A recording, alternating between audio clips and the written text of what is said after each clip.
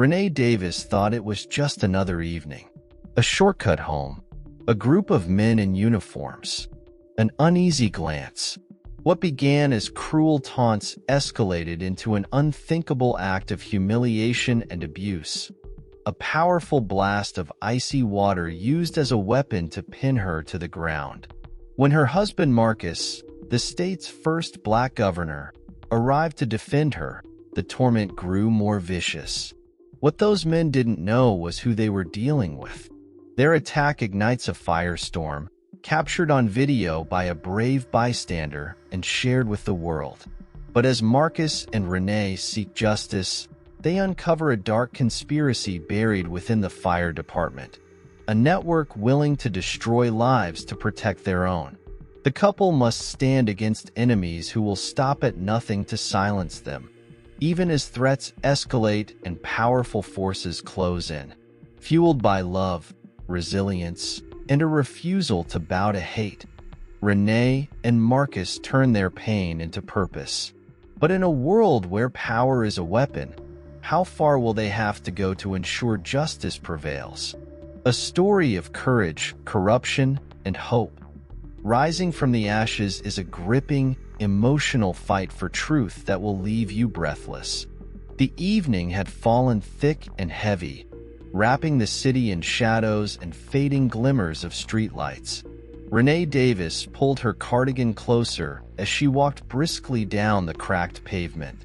The shortcut had always been practical, even comforting on other days. Today, though, something about the air felt off. Too still, too cold. "Don't overthink it," she murmured to herself. She checked her phone for the time. 7:43 p.m. Marcus was likely already home, waiting with one of his carefully prepared herbal teas to wind down their evening together. The industrial district was nearly deserted. Warehouse lots loomed dark behind chain-link fences, and the flickering glow of a firehouse sign caught her eye up ahead. From inside, distant voices rose, a sudden burst of laughter that carried a tone she didn't like. She hesitated for half a second, but pushed forward. "Just a few more minutes," Renee whispered under her breath, her steps quickening. The shortcut saved time, and she wasn't in the mood to reroute. Renee kept her head down as she neared the fire station. Firehouse number 27 was an aging building, gray-bricked with chipped windows. The men outside leaned casually against the truck, their banter booming into the night. As she approached, she felt it, the weight of their stares. Her chest tightened. She avoided eye contact, willing herself to blend into the background. But it wasn't enough. "Evening there, miss," one of them called out. The voice was deep and edged with a mocking sweetness. Renee didn't stop walking. "Evening. Hey, hold up." A tall figure detached himself from the group, stepping into her path. He had broad shoulders, a square jaw, and red hair visible even under the brim of his cap. Captain Alan Booker, Renee realized, from the firehouse plaque she'd seen in passing. "Were you headed in such a hurry?"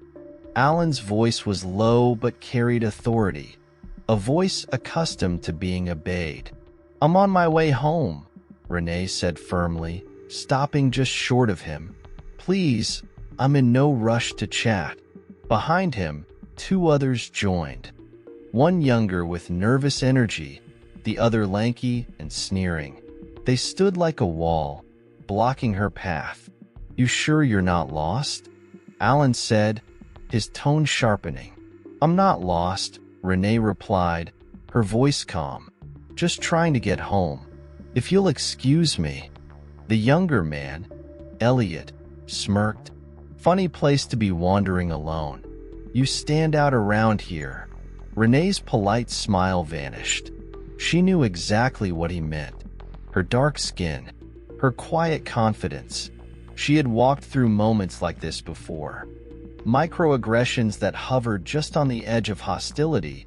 But this time, something darker brewed beneath the surface. "Please step aside," Renee said, her voice unwavering. Alan raised an eyebrow, his lips curling into a smirk. Just trying to help, ma'am. No need to get all defensive.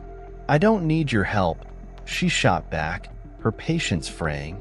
Well, maybe we'll stick around anyway, Elliot said, his grin widening.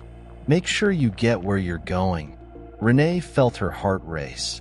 She could see it now, the edge of danger creeping into their expressions. She tightened her grip on her back. Stay calm.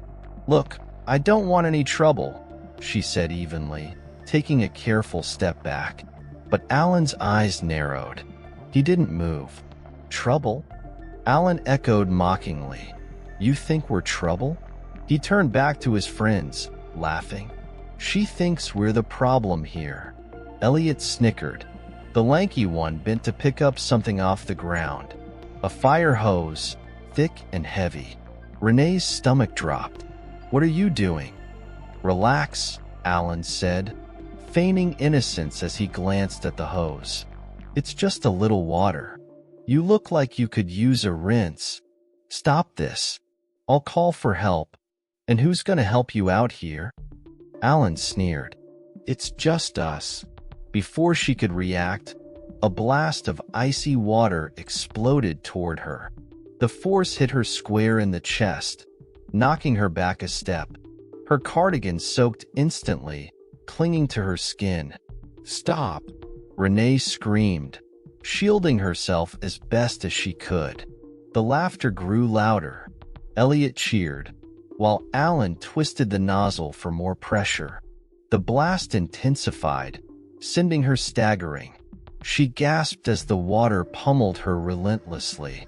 It was freezing, sharp like needles against her skin. Each step back left her more cornered, her feet slipping on the wet pavement.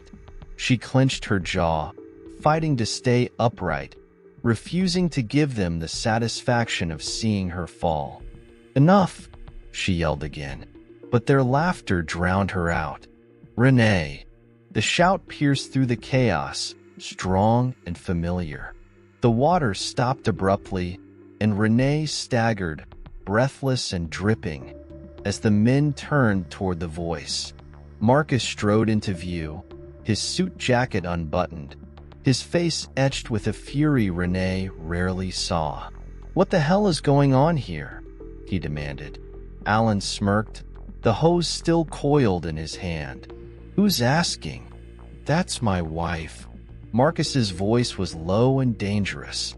And I'm telling you to step away. The firefighters glanced at each other, then back at Marcus. Oh, that's your wife? Alan said, mocking disbelief. Didn't figure a governor would show up in our neck of the woods. Marcus's fists tightened. Put that hose down. Or what? Elliot taunted. Gonna call the cops on us? Good luck with that, I said. Put it down. The smile on Alan's face vanished. Slowly, he turned the nozzle toward Marcus. You don't get to tell us what to do. Alan, don't. Renee started, but it was too late. The water exploded again, this time striking Marcus square in the chest. He stumbled, gasping at the sudden force, but didn't fall. Marcus, Renee shouted. Marcus straightened, soaked and seething. You think this makes you men? You're a disgrace to that uniform. Alan's face darkened. You want to say that again? The hose turned on full blast.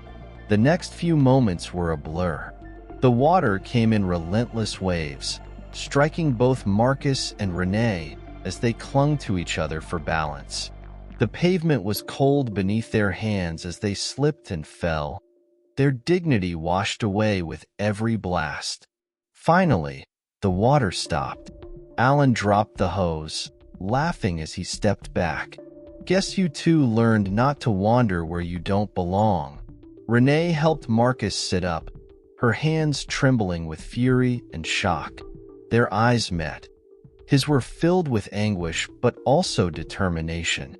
The firefighters turned, walking back toward the firehouse. Their laughter echoed through the night like a cruel refrain. Marcus coughed, wiping water from his face. Are you okay? Renee nodded, her voice shaking. We can't let them get away with this. We won't, Marcus said softly, his jaw set. This isn't over. Together, they stood, their bodies battered but unbowed. As they began the slow walk home, Renee glanced back at the firehouse, her anger hardening into something resolute.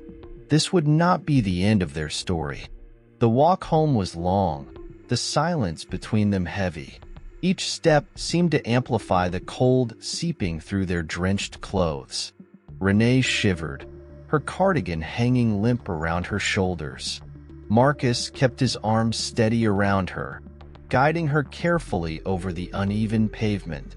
The streetlights buzzed faintly, flickering now and then like they might give up at any moment. You're freezing, Marcus said, breaking the silence. I'm fine, Renee replied softly, though her body betrayed her with a violent shiver. You're not fine. Marcus's voice carried a quiet rage, though not at her. His jaw was set, his gaze fixed ahead. None of this is fine. Renee stopped suddenly, turning toward him. Marcus, we're going to handle this. Marcus turned to meet her eyes. They assaulted you, Renee. They humiliated you, humiliated us. You think I'm just going to let this go? I know you won't, she said firmly, but we need to think about this. Really think. He nodded slowly. Let's get inside first. They reached the governor's residence a few minutes later. The security guards at the gate noticed their disheveled appearance and stepped forward, concern etched on their faces. Governor Davis, Mrs. Davis, are you okay? One of the guards asked. Marcus raised a hand to dismiss them. We're fine. We'll deal with it. Inside, the warmth of the house hit them, but neither of them relaxed. Renee peeled off her soaked cardigan, and Marcus disappeared briefly, returning with a towel. He wrapped it around her shoulders without a word. Thank you, she whispered. Marcus sat across from her, his elbows resting on his knees, staring at the floor. I keep seeing it. Those men, that hose. The look on their faces. Renee didn't respond right away. They wanted to make me feel small, she said finally, her voice calm but deliberate. But I won't let them. Marcus looked up, his eyes dark with frustration. No, we won't. The sound of the doorbell jolted both of them from their thoughts. Who could that be at this hour? Renee asked, pulling the towel tighter around herself. Marcus rose, his movements rigid, and answered the door. Standing there was a young man, no older than his mid-20s, with short dreadlocks and a gray hoodie pulled over his head. He shifted nervously, holding his phone in his hand. Governor Davis? The young man asked hesitantly. Marcus frowned. Who are you? I'm Tyrell Mason, the man said quickly. You don't know me, but I... He took a shaky breath. I was there. I saw what they did. I recorded it. Marcus froze, stunned. Recorded? Yeah. Tyrell held up his phone, the screen faintly glowing in the dim light. I didn't know what to do. I saw you both on the ground and I couldn't just stand there. I have proof. Renee appeared behind Marcus, her eyes widening. You have video? Tyrell nodded. It's not long, but it shows what they did. You both need to see this. Marcus stepped aside, letting him in. Tyrell hesitated, clearly unsure if he belonged in such an immaculate house. He followed them into the living room, where Marcus gestured for him to sit. The video played on Tyrell's phone, and the room grew still. Renee heard the laughter, the bursts of cruel words, the roar of the water. And then there she was, pushed backward by the pressure of the hose. Marcus's voice cut through, shouting, and then he was hit, too. When the video ended, Renee swallowed hard. They won't be able to deny this. Tyrell looked up at her. I couldn't let them get away with it. People need to see this. Thank you, Marcus said, his voice quiet but steady. This might be exactly what we need. With the video as their leverage, Marcus made a series of calls, first to the police chief, then to trusted allies in local law enforcement. Renee sat nearby, watching the tension gather in his shoulders with each conversation. The phone call with the police chief was particularly disheartening. "Listen, Marcus," said the voice on the other end. "I understand your frustration, but you know how complicated these situations get. It's firefighters, public servants. Accusations like this are tricky." "Tricky?" Marcus said, his voice taut with disbelief. "There's video evidence. I'll look into it," the chief replied flatly. "But you might want to tread carefully here. People won't like the idea of you going after first responders." Marcus hung up, letting out a frustrated breath. "They're already making excuses."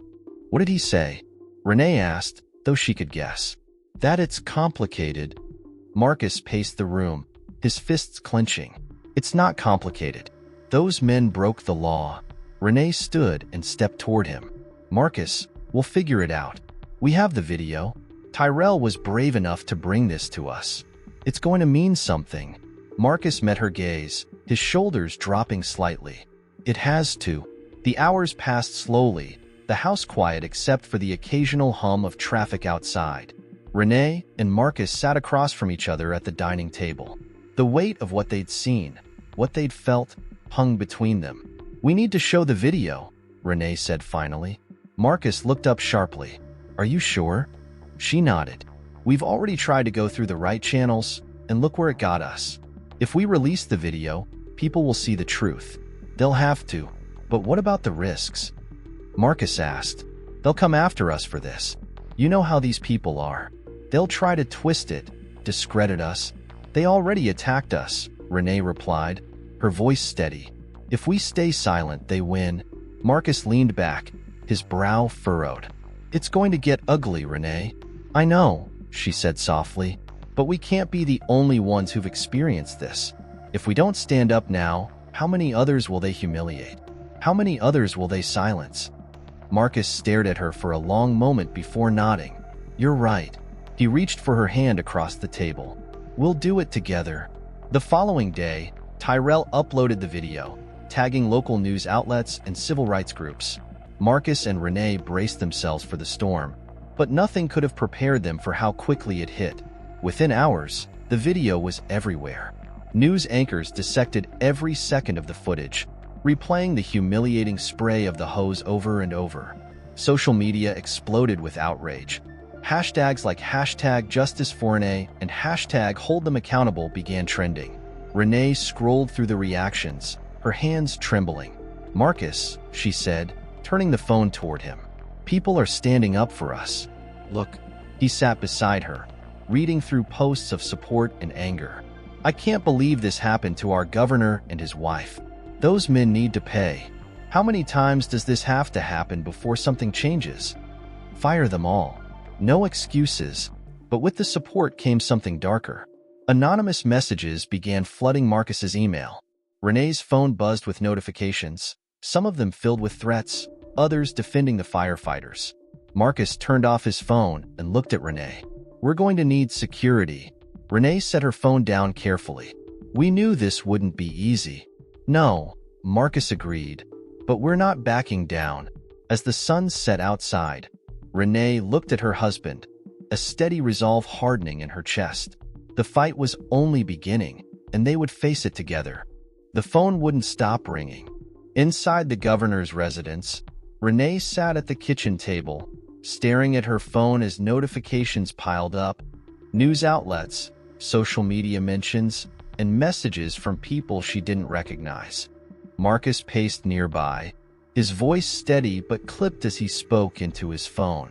"This isn't going away," Marcus said, ending a call. He rubbed his forehead, clearly trying to keep his frustration in check. Renee glanced up. It shouldn't. Marcus looked at her, startled for a moment, then nodded. No, it shouldn't. The local news was already running segments about the video. On the television in the background, an anchor spoke over blurred footage of the attack.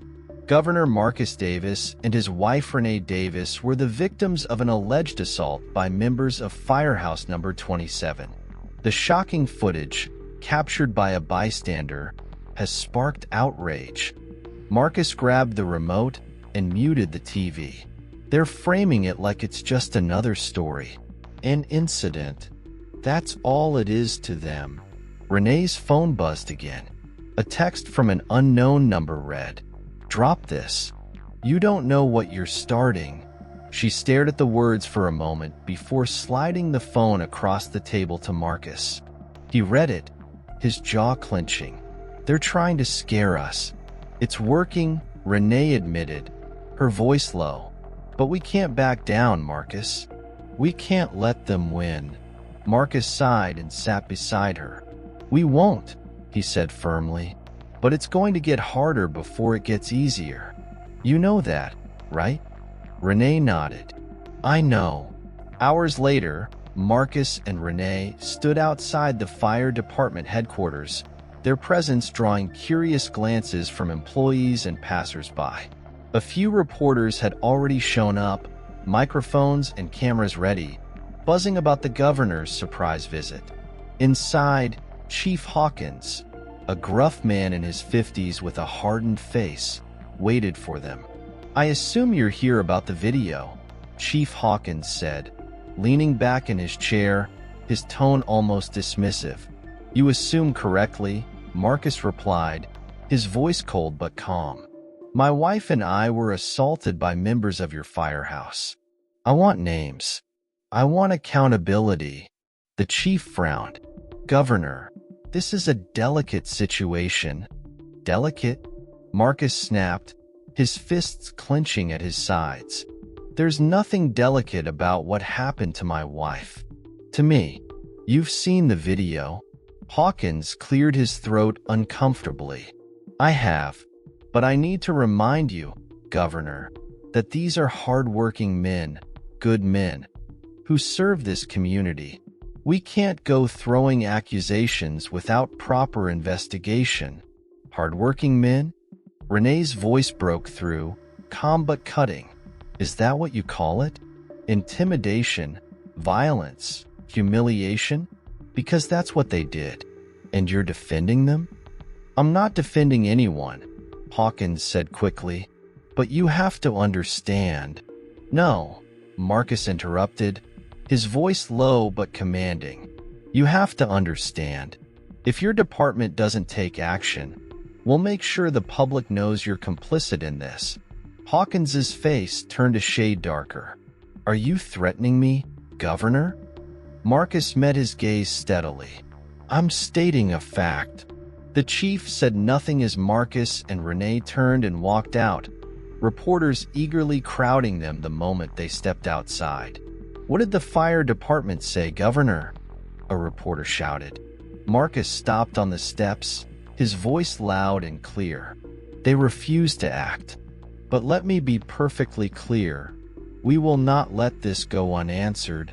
The reporters erupted in more questions, but Marcus and Renee moved through the crowd, their resolve hardened.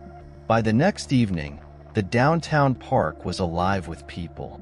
The rally had grown far beyond what Marcus and Renee expected. Hundreds of people carrying signs, chanting, and standing in solidarity. The hum of anger and frustration filled the air. Renee stood backstage, gripping Marcus's hand tightly. I don't know if I can do this, she whispered. You can, Marcus replied, his voice steady. You're stronger than you realize. The organizer called Marcus's name, but Marcus turned to Renee. You should speak first. Renee's eyes widened. Marcus, this started with you, he said gently. They need to hear you. Before she could protest, Marcus gave her a small nudge, and Renee found herself stepping onto the makeshift stage. The crowd quieted as they turned their attention to her. For a moment, Renee froze. She saw their faces, angry, hopeful, expectant, and felt the weight of the moment. She took a deep breath. "My name is Renee Davis," she began, her voice steady but soft. "And 2 nights ago, my husband and I were attacked by men who are supposed to protect and serve. They humiliated me. They tried to make me feel small, but I am not small, and neither are any of you." The crowd erupted into cheers. Renee's confidence grew. "I didn't ask for this fight," she continued, "but I won't run from it. I know what it feels like to be overlooked, to be silenced. But we are not going to be silent anymore." The crowd roared louder, chants of "justice, justice," rising in unison. Renee stepped back, her hands shaking, but her heart full. Marcus stepped up beside her, wrapping an arm around her shoulders. "You were perfect," he whispered. Later that night, the house was eerily quiet. Marcus poured himself a glass of water in the kitchen, while Renee sat curled up on the couch, replaying the rally in her mind. The doorbell rang suddenly, echoing through the house. Marcus frowned and glanced at Renee. Who would that be? He approached the door cautiously, peeking through the peephole. A small cardboard box sat on the porch. No one was in sight. "Stay there," Marcus said, holding up a hand to stop Renee from coming closer. He opened the door carefully and retrieved the box. "What is it?" Renee asked as Marcus placed it on the dining table. Marcus opened the box, only to recoil slightly. Inside, a piece of paper sat atop a pile of ash. 3 words were scrawled across it. "Back off now." Renee covered her mouth with her hand. "Marcus." Marcus slammed the box shut, his face a mask of controlled fury. "They think they can scare us into silence. What if they can?" Renee whispered, tears welling in her eyes. "What if they come after us, Marcus?" Marcus turned to her, his expression softening. "Then we'll fight harder." "Renee, we can't let them win." The next morning, Marcus sat in the office of a local prosecutor, the video playing on a screen. The prosecutor, a middle-aged woman with sharp eyes and a no-nonsense demeanor, watched silently. When it ended, she turned to Marcus. "This is powerful evidence, but you need to be prepared, Governor. This won't be easy." Marcus nodded. "I understand. The fire department will circle the wagons," she continued. "They'll paint you and your wife as agitators. They'll question your motives, your integrity, everything." "They've already started," Marcus said bitterly. The prosecutor leaned forward. "But with this video and the public outrage, we can build a case. It'll take time, and it won't be clean, but we can hold them accountable." Marcus glanced at Renee, who sat beside him, her chin lifted with quiet determination. "Then let's begin," Marcus said. The morning sun streamed through the large windows of the governor's residence, but neither Marcus nor Renee noticed. Both sat at the dining table, reviewing the headlines plastered across news outlets. The public outrage had swelled overnight, with calls for accountability echoing through every channel. "Justice for Renee, rally draws thousands," Marcus read aloud, his voice somber. "At least the momentum is on our side." Renee sighed, setting down her coffee. "It's not enough. They're still out there, Marcus, living their lives like nothing happened." Before Marcus could respond, his phone buzzed sharply. He glanced at the screen, frowning. "Blocked number." "Don't answer it," Renee said instinctively, her nerves still on edge. But Marcus swiped the call and put it on speaker. "This is Marcus Davis." A distorted voice came through, gravelly and low. "Governor Davis, you need to stop. You're pushing too far." Marcus's face hardened. Who is this? Listen carefully. The voice continued. What happened to your wife was no accident. There are people watching. People who won't let you tear down what they've built. What are you talking about? Marcus demanded, his voice sharp. Renee leaned forward, her heart pounding. The firehouse, the voice said. Dig deeper. Follow the money. This goes higher than you think. Before Marcus could say another word, the line went dead. Renee's hands shook as she stared at him. What does that mean? What are they warning us about? Marcus rubbed his forehead, a mix of anger and disbelief on his face. It means there's more to this. Someone doesn't want us uncovering the truth. Renee stood, pacing the room. So it wasn't just a random attack? They targeted me, us, for a reason. Marcus nodded grimly. And I don't intend to let them hide in the shadows. Renee and Marcus sat in their home office later that day, Tyrell Mason joining them with his laptop open. He had been eager to help ever since sharing the video, and now his journalist instincts were in full force. Whoever called you was right, Tyrell said, pulling up public records. I've been digging into Firehouse number 27. The more I look, the shadier it gets. What did you find? Renee asked, leaning closer. Tyrell clicked on a document. This is a list of payouts made by the fire department in the last 2 years, settlements for complaints of harassment, misconduct, and discrimination.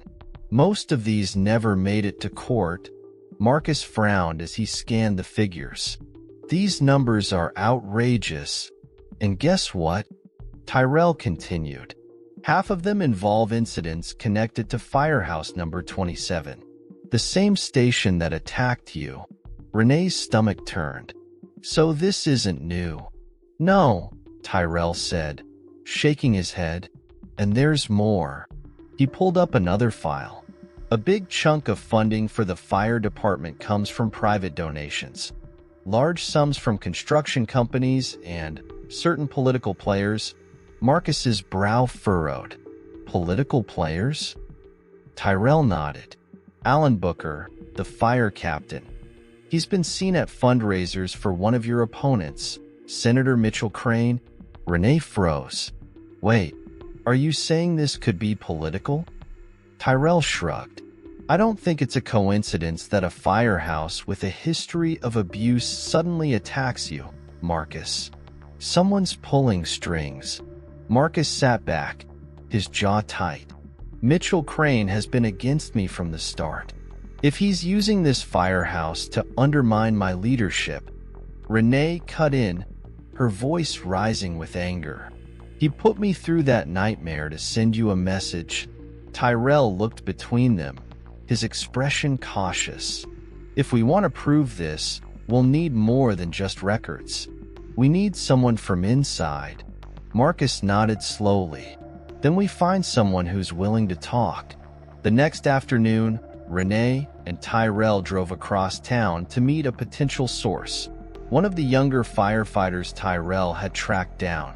His name was Brandon Hayes, a rookie at Firehouse number 27 who had recently quit. Are you sure about this guy? Renee asked as they parked near a quiet diner. Tyrell nodded. He's the only one who didn't deny everything when I reached out. Said he couldn't talk on the phone but agreed to meet here.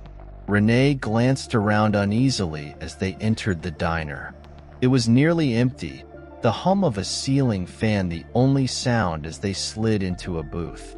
A young man with disheveled blonde hair and tired eyes approached a minute later, glancing over his shoulder before sitting down.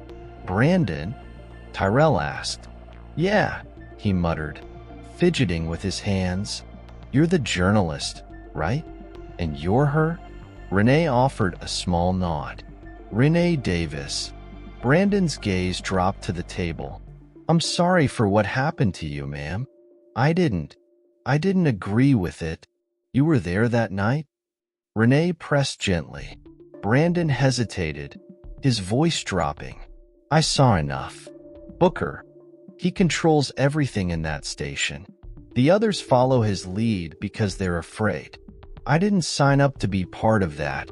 Tyrell leaned forward. What do you mean? Part of what? Brandon looked up sharply. There's a whole system. Complaints get buried, victims get paid off, and guys like Booker act like kings. He's protected because of the people funding the department. Renee exchanged a glance with Tyrell. Who's protecting him? Brandon's voice faltered. I don't know exactly, but I heard Booker say he had friends in high places. He's untouchable. Suddenly, the bell above the diner door jingled, and Brandon paled. I need to go. What? Why? Renee asked urgently. Brandon's hands shook as he grabbed his bag. They know I'm talking. If they see me with you. He bolted out the back exit. Renee turned just in time to see two men in dark jackets enter the diner, scanning the room. Tyrell tugged Renee's arm. We need to leave. Now. They slipped out through the kitchen, Renee's heart pounding as they ran to their car. Who were those men? Renee gasped as Tyrell sped away. Tyrell's knuckles were white on the steering wheel. I don't know, but they looked like they meant business. Back at the governor's residence, Marcus listened intently as Renee and Tyrell recounted their meeting with Brandon. Booker's protected, Tyrell finished, and it all points back to political donors and private funding. Marcus rubbed his chin thoughtfully. Mitchell Crane. Renee nodded. We need to expose this. Marcus met her gaze. We will. But we need proof that ties Booker to Crane. Something undeniable. Tyrell looked between them. If we follow the money and cross-reference it with internal firehouse reports, we might find what we need. But it's going to take time. Then start digging, Marcus said firmly. We can't stop now. 2 days later, Marcus stood in an opulent ballroom filled with city officials, business leaders, and politicians. Renee stood beside him, her presence commanding despite the hostility she sensed from some of the attendees. Across the room, Senator Mitchell Crane chatted with donors, his smile smug and easy. There he is, Marcus muttered. It's time. Renee squeezed his arm. Be careful. Marcus strode across the room, stopping just short of Crane, who turned with exaggerated surprise. Governor Davis, to what do I owe this pleasure? You know why I'm here, Marcus said coolly. Firehouse number 27. Your fingerprints are all over this. Crane's smile faltered for a split second before returning. I don't know what you're talking about. You funded them. You've protected Booker. How far are you willing to go to destroy me? Crane leaned in, his voice a whisper. Careful, Marcus. You're swimming in waters deeper than you realize. Stay in your lane. Marcus's eyes narrowed. I don't take orders from you, Senator. Then you'll drown. Crane replied with a cold smile before walking away. Marcus turned back to Renee, his jaw tight. We have him now. Renee nodded, her expression resolute. Then let's take him down. The courtroom buzzed with murmurs as people filed into the wooden pews. The press sat in the back rows, cameras waiting, their lenses fixed on the entrance. Marcus and Renee Davis entered together, their hands clasped, shoulders straight, the embodiment of unity. They walked past rows of spectators, some supporters, some skeptics, taking their place at the front. Renee exhaled slowly, her fingers trembling slightly. Marcus squeezed her hand. You're not alone, he whispered. I know, she replied, lifting her chin. On the opposite side of the room sat Alan Booker and the other accused firefighters, their faces hard and expressionless. Booker, in particular, wore a smirk as though confident the proceedings would vindicate him. The judge entered, and the room fell silent. This court is now in session, the bailiff announced. The lead prosecutor, a sharp-minded woman named Sonia Ramirez, stood first. Ladies and gentlemen, this case is about more than an assault. It's about abuse of power, about a betrayal of trust by those sworn to serve their community. You will see clear evidence that the defendants targeted, humiliated, and attacked an innocent woman and her husband without provocation. And you will see that their actions were not just cruel but intentional. Sonia's voice rang through the courtroom, and Renee's heart beat faster. Marcus leaned closer. "They've already lost the room." Renee nodded, stealing a glance at Booker, whose smirk had faded just a little. "Call your first witness," the judge instructed. Prosecution calls Tyrell Mason to the stand. Tyrell approached nervously but determined, his young face serious as he raised his hand to swear his oath. Sonia smiled reassuringly at him as she approached. "Tyrell, can you tell us where you were on the evening of the attack?" "I was walking home," he said, his voice steady. "I heard shouting coming from the firehouse and saw what was happening. I started recording because I couldn't believe what I was seeing. Can you confirm that this video footage is yours?" Sonia asked, playing the now infamous video on the court screen. The images of Renee, soaked and staggering under the force of the hose, and Marcus trying to protect her drew audible gasps from the gallery. "Yes, that's my video," Tyrell said. Sonia turned to the defense table. "Mr. Booker, is this how your men uphold the values of service and protection?" The defense attorney shot up. "Objection. Argumentative. Sustained," the judge replied. The defense attorney's cross-examination was sharper. "Mr. Mason, do you consider yourself an activist? Someone looking to stir controversy?" Tyrell frowned. "No, I'm someone who saw an injustice and decided to do something about it." The attorney smirked. "How much attention have you gotten since this video went public?" "Quite a bit, I'd imagine." "I didn't do it for attention," Tyrell replied firmly. "I did it because it was the right thing to do." Renee watched Tyrell step down, her pride swelling. The truth had a voice, and it refused to be silenced. The courtroom fell silent as Renee approached the stand. Every step felt heavy, but Marcus's gaze grounded her. She took her oath, steadying herself as Sonia approached. "Mrs. Davis, can you describe what happened to you on the night of the attack?"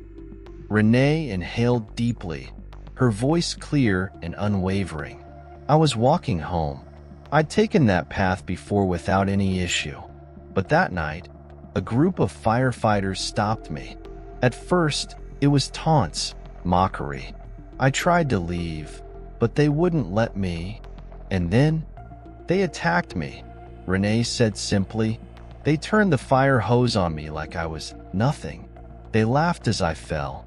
And when my husband tried to protect me, they turned it on him, too." Sonia nodded, giving her space to breathe. "How did it feel, Mrs. Davis?" Renee met the jury's eyes, her voice trembling with emotion. "Like I was less than human, like I didn't belong. But I do belong. And no one, no matter their uniform or title, gets to decide that I don't." The defense attorney rose, his tone dripping with skepticism. "Mrs. Davis, isn't it true you were walking alone, at night, in an industrial area? Do you think your actions were wise?" Renee's gaze sharpened. "So I'm to blame? For walking home? For existing in a place they didn't think I should be? No, I won't accept that. Do you think this trial is about politics?" the attorney pressed. "No," Renee replied, her voice steel. "It's about accountability." The defense attorney faltered for a moment before sitting down. Renee stepped down from the stand with her dignity intact. Marcus caught her hand as she sat beside him. "You were incredible," he whispered. The next day, Marcus took the stand.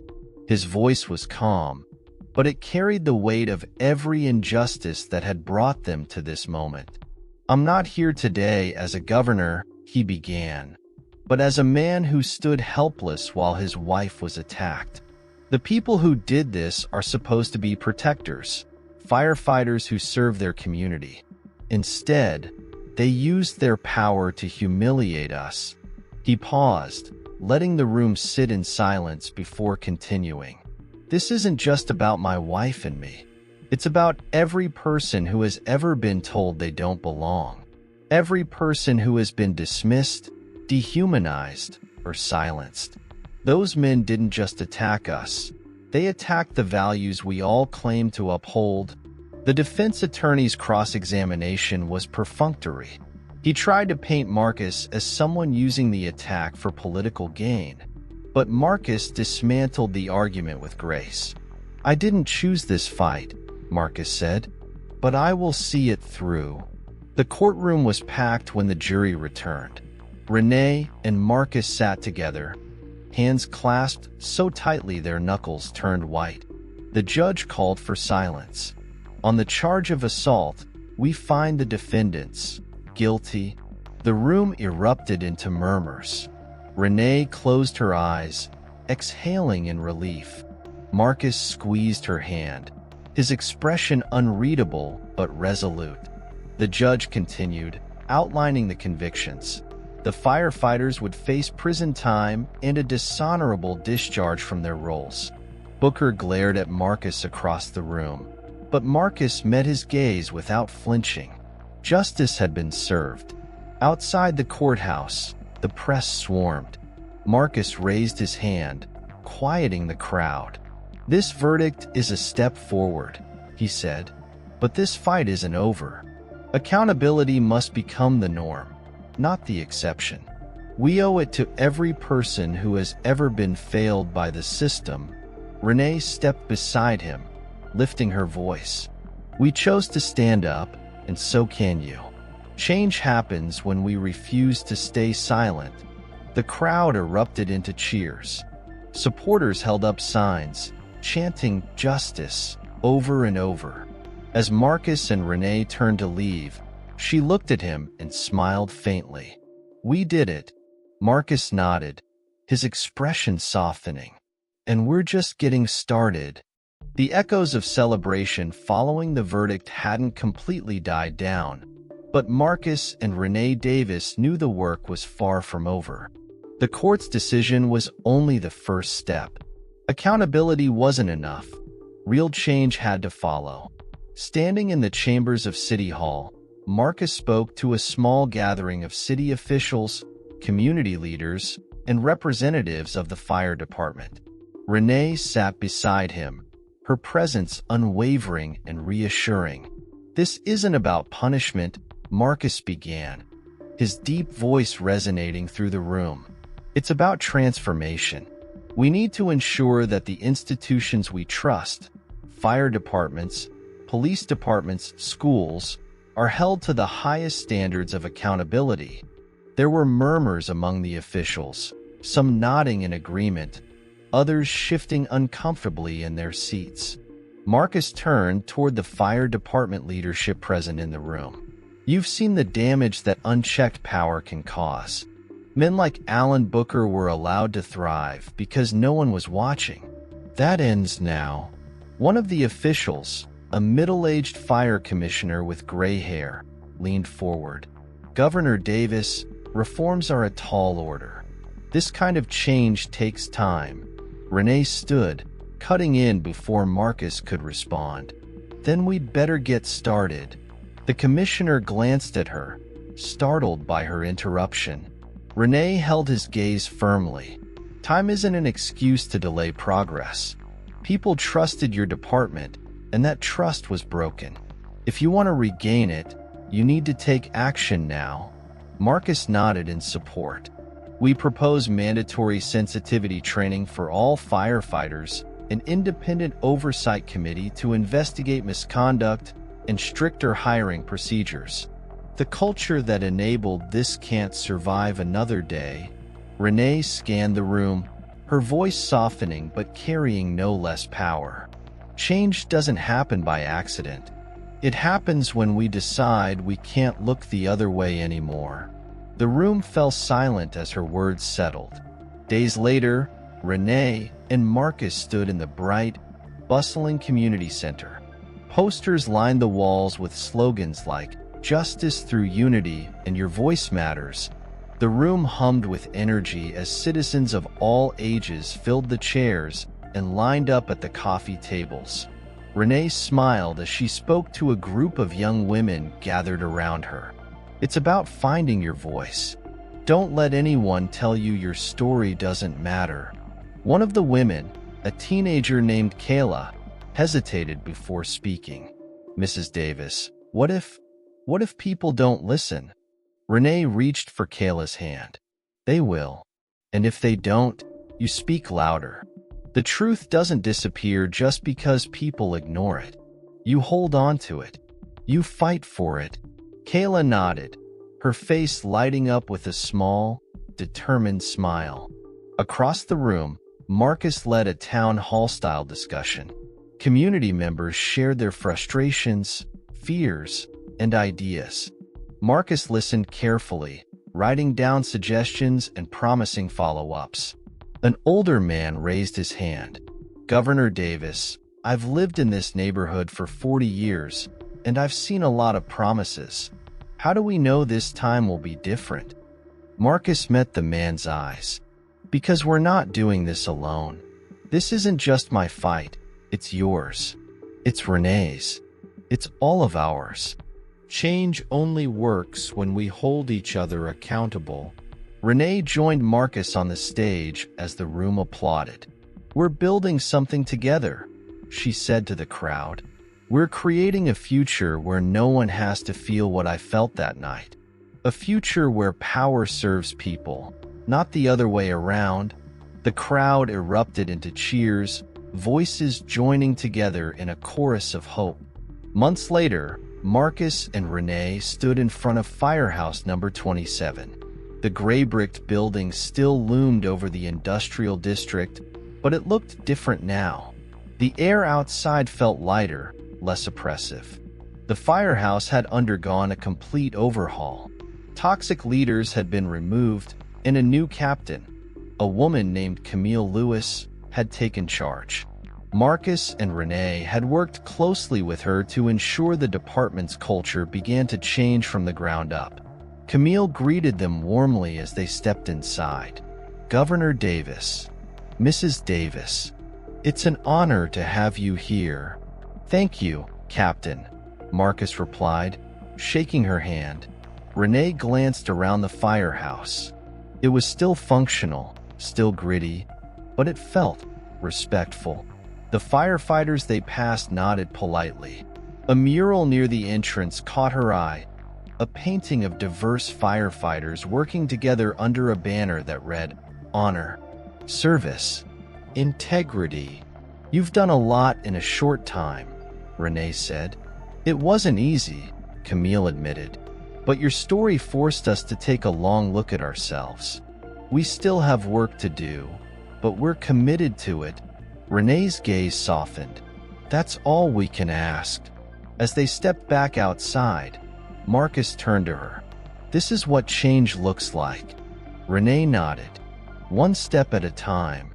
That evening, Renee sat alone in the study of their home, a cup of tea warming her hands.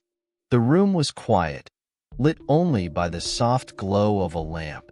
She stared at her reflection in the window, replaying the events that had brought her here. The night of the attack felt both distant and vivid, like a scar that would never fully fade. She could still hear the laughter, the roar of the water, the helplessness she'd felt on that cold pavement. But the woman staring back at her now was not helpless. She was stronger, bolder.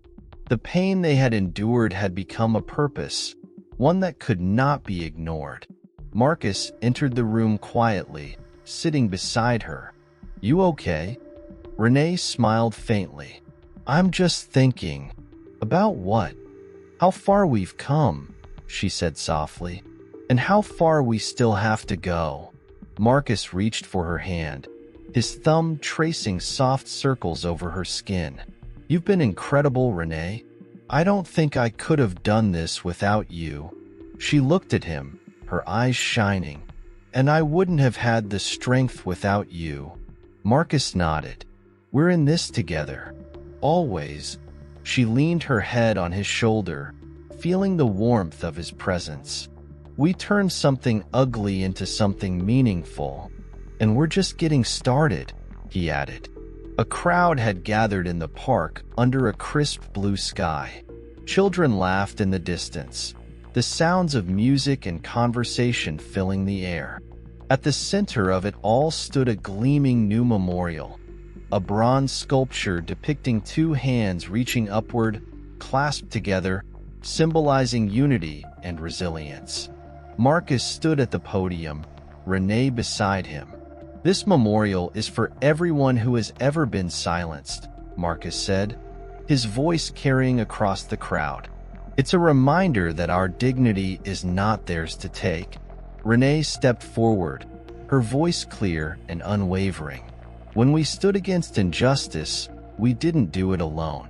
You stood with us. And together, we created something that will last." The crowd applauded, and as Marcus and Renee unveiled the memorial, a ripple of quiet awe spread through the gathering. Nearby, Tyrell stood with his camera, capturing the moment. He lowered it, smiling proudly. Kayla, the young woman from the community center, approached Renee. "Thank you for showing us we can fight back." Renee smiled warmly. "Never forget how strong you are." As the crowd began to disperse, Marcus turned to Renee. "Look at them," he said softly. "We built this." "No," Renee replied, taking his hand. "They built this. We just reminded them of their power." Together, they stepped back, watching as families and community members gathered around the memorial, their voices filled with hope, determination, and resolve. The battle had been hard, but the legacy they had built would last.